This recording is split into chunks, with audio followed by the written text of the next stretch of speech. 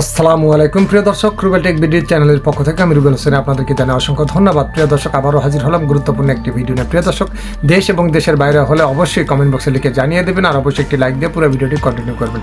দর্শক, আপনাদের কাছে ছোট্ট একটি অনুরোধ, আপনারা যদি এই চ্যানেলের নতুন পরিবার হয়ে থাকেন অবশ্যই চ্যানেলটি সাবস্ক্রাইব করে পাশে থাকা বেল বাটনটি অল করে দেবেন, কারণ পরবর্তী নতুন কোনো ভিডিও আপলোড করলে নোটিফিকেশন যাতে দ্রুত আপনাদের কাছে পৌঁছে যায়। প্রিয় দর্শক, আর দেরি নয়, মূল ভিডিওতে যাওয়া যাক। আসসালামু আলাইকুম রহমতুল্লাহি ওয়াবারাকাতুহু।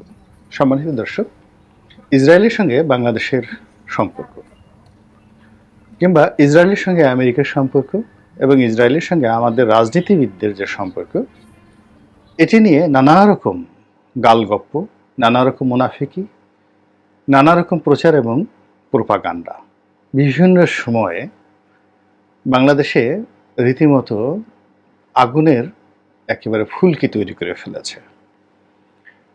যখন যে যেভাবে পেরেছে ইসরায়েলের সাথে বাঙালির যে সম্পর্ক, এই সম্পর্ক নিয়ে কেউ কেউ নিজেদেরকে ঊর্ধ্বে তোলার চেষ্টা করেছে, কেউ আবার তার প্রতিপক্ষকে নিচে নামানোর চেষ্টা করেছে।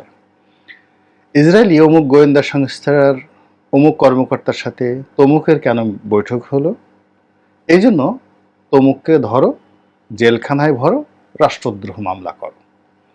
আবার সেই একই ব্যক্তির সঙ্গে অমুক মামুর দেখা হলো, তমুক খালুর দেখা হলো, এবং এটি নিয়ে কেউ কোনো কথা বলবে না, চুপচাপ। আবার দেখা গেল আরেকজনের সাথে দেখা হলো, কথা হলো, বলা হলো, সেগুলো নিয়ে আলোচনা হলো, লোকজন মনে হলো এবার বোধহয় বিরাট কিছু একটা হয়ে যাবে, দেখা গেল ঘোড়ার ডিম, কিছুই হলো না। তো কাজেই ইসরায়েলের সাথে সম্পর্ক নিয়ে এই যে ধোঁয়া আসা, এই যে জাদুর বাক্স, এই যে ভেলকিবাজি, এটি রাজনীতির একটি কূটচাল। বাস্তবতা হলো প্রকাশ্যে এবং গোপনে এই রাষ্ট্রটির সঙ্গে অনেক বাণিজ্যিক বিষয়াদি জড়িত, সরাসরি কিংবা পরোক্ষভাবে। যেমন ধরুন, আমরা কোকাকোলা খাচ্ছি, আমাদের পিৎজা হাট, ম্যাকডোনাল্ডস থেকে শুরু করে এরকম বিশ্ববিখ্যাত অনেকগুলো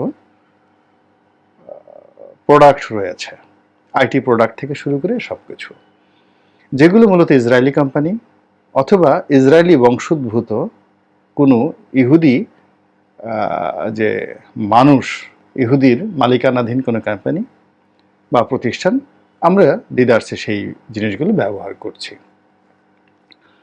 আবার ইসরায়েলের অনেকগুলো প্রযুক্তি, সেটা গোয়েন্দা প্রযুক্তি বলেন, অস্ত্র বলেন, প্রকাশ্য হোক, অপ্রকাশ্য হোক, গোপনে হোক, এগুলো আমাদের দেশ শুধু নয়, পৃথিবীর অনেক দেশের জন্যই অপরিহার্য। এবং আমাদের দেশে এই যে এখন মোবাইল নেটওয়ার্ক থেকে শুরু করে যে মানুষের যে কথোপকথন, এগুলো রেকর্ড করার যে সফটওয়্যারটি, এটি ইসরায়েল থেকে আমদানি করা হয়েছিল, এরকম এটি খবর আমরা অনেক আগে পড়েছি এবং তখন তোলপাড় হয়েছিল। এবং এটি নিয়ে যা হয়, বাংলাদেশে আসলে তেমনভাবে কাউকে জবাবদিহিতার অধীন আনার মতো যে সক্ষমতা, এটি আমাদের সিভিল সোসাইটি বা আমাদের রাষ্ট্রশক্তি এখন অর্জন করতে পারেনি। ফলে এই বিষয়টিকে নিয়ে যে যেভাবে পারে রাজনীতি করে আসছে। তো সেই রাজনীতির একটা ইতি সম্ভবত ঘটতে যাচ্ছে এই কারণে যে ইসরায়েলের সঙ্গে ভারতের একটা দ্বিপাক্ষিক সম্পর্ক একেবারে হরিহরাত্মা। ইসরায়েল অর্থ ভারত, ভারত অর্থ ইসরায়েল। তো আওয়ামী লীগের সঙ্গে আবার ভারতের যে সম্পর্ক, ওইরকমই ইসরায়েলের সাথে যেভাবে ভারতের সম্পর্ক রয়েছে, অর্থাৎ তেল আবিবের সাথে দিল্লির যে সম্পর্ক রয়েছে, ইসরায়েলের মোসাদের সাথে ভারতের রয়ের যে সম্পর্ক রয়েছে, একইভাবে এই বাংলাদেশের গোয়েন্দা সংস্থাগুলোর সঙ্গে ভারতের রয়ের তদ্রূপ সম্পর্ক রয়েছে এবং দিল্লির সঙ্গে ঢাকার অনুরূপ সম্পর্ক রয়েছে। আর ক্ষমতাসীন বিজেপির সাথে আওয়ামী লীগের সেরকম সম্পর্ক রয়েছে এবং শেখ হাসিনার সাথে নরেন্দ্র মোদী, অমিত শাহের ব্যক্তিগত সম্পর্কটা ঠিক ওই পর্যায়ে রয়েছে, যেরকম ব্যক্তিগত বন্ধুত্ব রয়েছে নরেন্দ্র মোদীর সঙ্গে ডোনাল্ড ট্রাম্পের, নরেন্দ্র মোদীর সঙ্গে এখন যিনি ইসরায়েলের প্রধানমন্ত্রী রয়েছেন নেতানিয়াহু, তার সঙ্গে।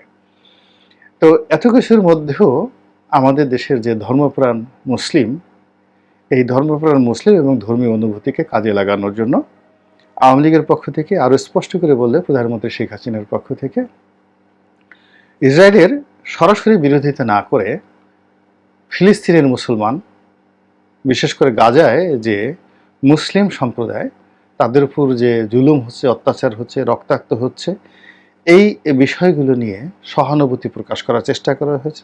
দরদি, হামদর্দ, আমি তোমার প্রতি খুবই সিম্প্যাথাইজড অর এমপ্যাথাইজড, ইংরেজিতে যে দুটো শব্দ আছে, মনে হচ্ছে যে ফিলিস্তিনির নাগরিকদের যে অংশটি গাজা উপত্যকায় বসবাস করে হামাসের শাসনাধীন, সেখানে এক একটি গ্রেনেড পড়ছে বা ইসরায়েলি বোমা পড়ছে, আর সেখানে যেভাবে মানুষ ছটফট করে মরছে, বাংলাদেশে কিছু মানুষের যে আহাজারি দেখে মনে হচ্ছে যে এটি এমপ্যাথি, অর্থাৎ তাদের হৃদয়ে রক্তক্ষরণ হচ্ছে এবং তারা সেভাবে ছটফট করছে। এবং এটা এতটা সেন্সিটিভ একটা বিষয় আমাদের ধর্মপ্রাণ মুসলিমদের জন্য, এই বিষয়গুলি নিয়ে ঠাট্টা মশকরা করার কোনো সময় ছিল না। কিন্তু অবাক করার বিষয় হলো যে এই জনগণ যাদেরকে নেতা হিসেবে মানে এবং তাদের শাসন করার যে কর্তৃত্ব যাদের হাতে দিয়েছে, এবং জনগণ স্বেচ্ছায় এই বোমা, গুলি এবং রক্তের যে নালা বয়ে যাচ্ছে সেখানে অবগাহন করার জন্য তারা যেভাবে ঝাঁপ দিচ্ছে, এটি নজিরবিহীন। এবং এই গাজার উপত্যকার যারা জনগণের নেতা, সে হামাস সম্পর্কে আওয়ামী লীগের যারা লোকজন রয়েছে একটা টুক শব্দ উচ্চারণ করেনি। তারা একবারও বলেনি যে হামাস একটি আদর্শ প্রতিষ্ঠান, হামাস একটি স্বাধীনতাকামী সংগঠন, হামাসের কর্মকাণ্ডকে বৈধতা দেওয়া দরকার এবং আমরা হামাসের সঙ্গে আছি। এই কথা না বলে হামাসকে যারা অনুসরণ করে তাদেরকে সমর্থন করে তাদের প্রতি আহাজারি দেখে এক ধরনের সস্তা রাজনীতি করার যে প্রবণতা বাংলাদেশে শুরু হয়েছিল, সেটি এই হাল আমলে এসে ইরান এবং ইসরায়েল যুদ্ধ যখন অনিবার্য হয়ে পড়েছে এবং যুদ্ধের দামামা যখন বেজে উঠেছে, তখন এটি আর এখন চালানো সম্ভব হচ্ছে না। এখন আওয়ামী লীগকে স্পষ্টভাবেই ইসরায়েলের বিরুদ্ধে অবস্থান নিতে হবে এবং আওয়ামী লীগের যে বন্ধু রাশিয়া, সেই রাশিয়া এবং রাশিয়ার বন্ধু ইরান, এই কেন্দ্রিক যেটা বলয় আছে, তার সঙ্গে চীন, এখানে একেবারে সরাসরি ডাইরেক্ট এই ত্রয়ী যে সংগঠনটি রয়েছে, অর্থাৎ ইরান, রাশিয়া এবং চীন, এদের বন্ধু হতে হবে, নতুবা এদের শত্রু হতে হবে। আর যদি এদের বন্ধু বা শত্রু না হয়ে নিরপেক্ষ থাকার চেষ্টা করে, এটি এখন আর আওয়ামী লীগের পক্ষে সম্ভব হবে না।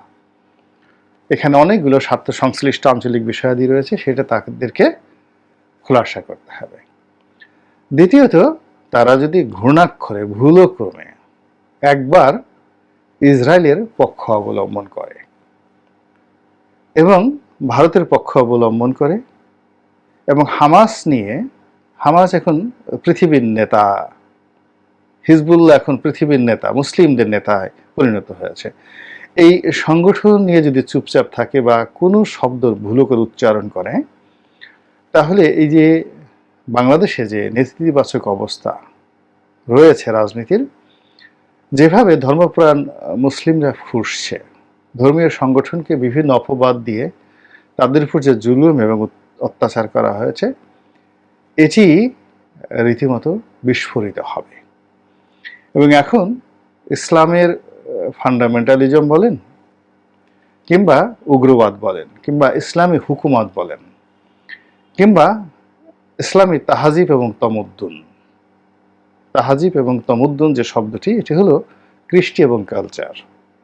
কৃষ্টি এবং কালচার অর্থাৎ সংস্কৃতি, ইসলামের সংস্কৃতি, ইসলামিক আচরণ, ইসলামিক নীতি এবং আদর্শ যেভাবে পৃথিবী শাসন করছে, সেই অর্থে আপনি বাংলাদেশের বিশেষ কোনো সম্প্রদায়কে বন্য, জঙ্গি, পশ্চাৎপদ, দেশের জন্য ক্ষতিকর, এগুলো বলে আপনি আর এখন টিকতে পারবেন না। দাড়ি রেখে জুব্বা পরে, তারপর পিঠের উপর একে 47 রেখে একজন মানুষ যে সুশাসন প্রতিষ্ঠা করতে পারে এটি তালেবানরা দেখিয়ে দিয়েছে। এবং এই সকল মানুষ কম্পিউটার চালাতে পারে, এই সকল মানুষ বোয়িং 747 চালাতে পারে, এই সকল মানুষ আমেরিকার যে এফ যে 29 বা 31 একেবারে লেটেস্ট মডেলের যে যুদ্ধ বিমান তারা চালাতে পারে, অ্যাপাচি হেলিকপ্টার তারা চালাতে পারে। এবং আমেরিকার বিরুদ্ধে গিয়ে $8 বিলিয়ন তাদের বাজেয়াপ্ত করা হয়েছে শূন্য রিজার্ভ নিয়ে। একটি দেশ তার মুদ্রার মানকে বিশ্বের 1 নম্বরে নিয়ে যেতে পারে, তা এই জঙ্গিরা দেখিয়ে দিয়েছে, মানে তালেবানরা দেখিয়ে দিয়েছে। একইভাবে একটি গেরিলা গোষ্ঠী, যেটি নিয়ে আমি আলাদা একটা ভিডিও করব, সেটি হলো হিজবুল্লাহ। মাত্র 40 বছরের ব্যবধানে অলমোস্ট 1.5 লক্ষ যোদ্ধার একটি বাহিনী তৈরি করে পৃথিবীর যে কোনো ইফেক্টিভ সেনাবাহিনীকে সরাসরি চ্যালেঞ্জ করার, যুদ্ধের ময়দানে চ্যালেঞ্জ করার যে ক্ষমতা হিজবুল্লাহ অর্জন করেছে। এবং আরব বিশ্বের কোনো দেশ সরাসরি হিজবুল্লাহর সাথে যুদ্ধ করতে সক্ষম নয়, কেবলমাত্র ইরান ছাড়া।